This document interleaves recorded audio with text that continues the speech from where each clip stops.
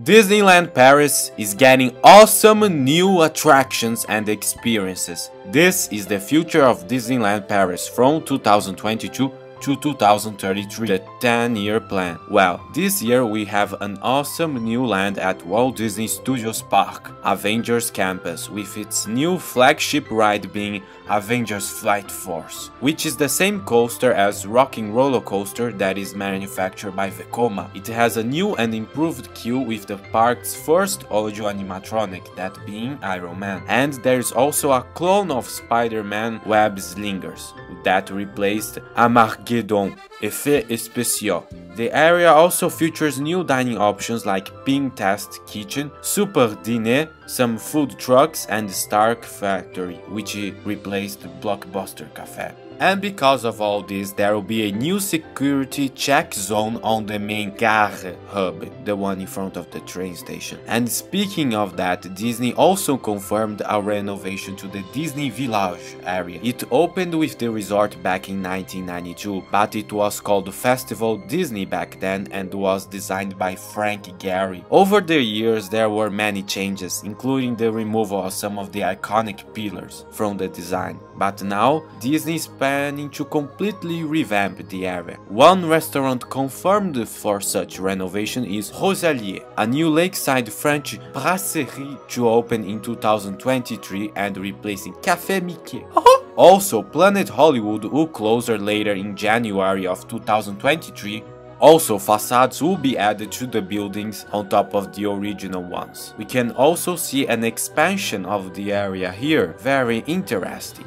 But Walt Disney Studios Park is also building a new lake as its centerpiece of the park's renovation. The lake will be a space for entertainment and atmosphere. There is no opening day announcement, but maybe 2024, again, that's just me guessing. With the new lake, there will be new pathway leading to this new Art Nouveau inspired restaurant and a flat ride that is confirmed by Disney. This will transform the way people think of Park Walt Disney Studios. And guys, before I continue, please click that subscribe button. Thanks. And usually in these videos I propose some kind of plans of what I think should be added, and this video is no exception. There is space here for expansion, so I think we can fit a dark ride here. I took upon myself to design one. I thought it would be cool to theme it to a new movie, a new live action movie, so I chose the new live action Chip and Dale movie. Be aware that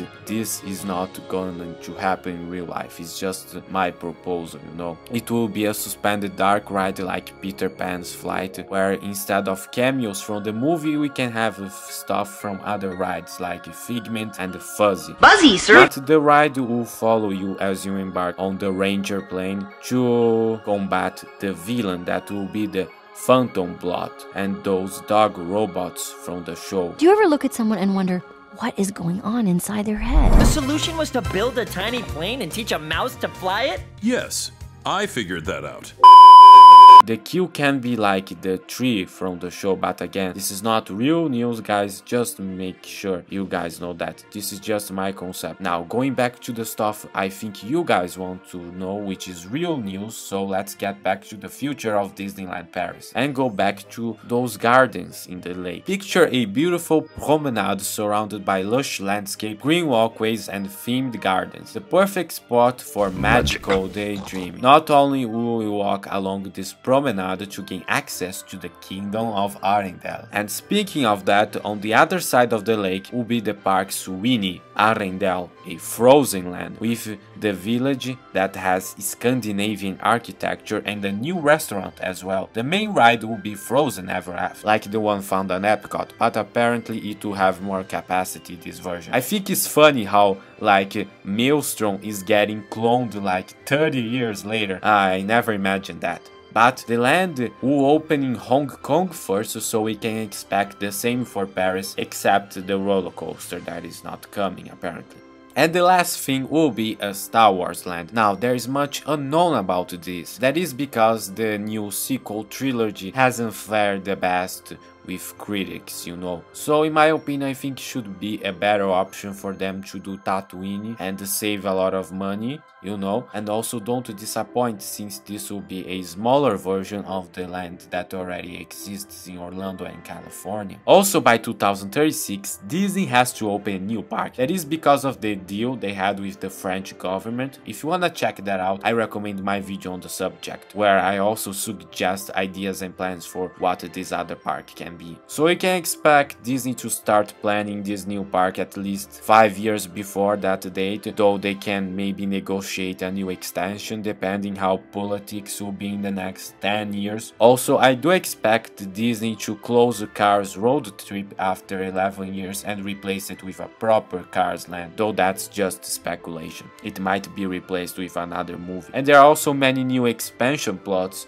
for Walt Disney Studios Park. I also expect Park Disneyland to finally get a new ride, maybe Indiana Jones, depending how much the new movie will succeed. So it might sound weird, but guys, if you want a new ride at Park Disneyland, go watch that movie, because its box office might influence this expansion. I mean, if it makes like $1 billion, I can definitely see Disney making that investment in Paris. I do expect a new ride, maybe themed to a movie that hasn't even been announced yet, but who knows. So if you want to see the future of Universal, click the video on the screen right now. See you there.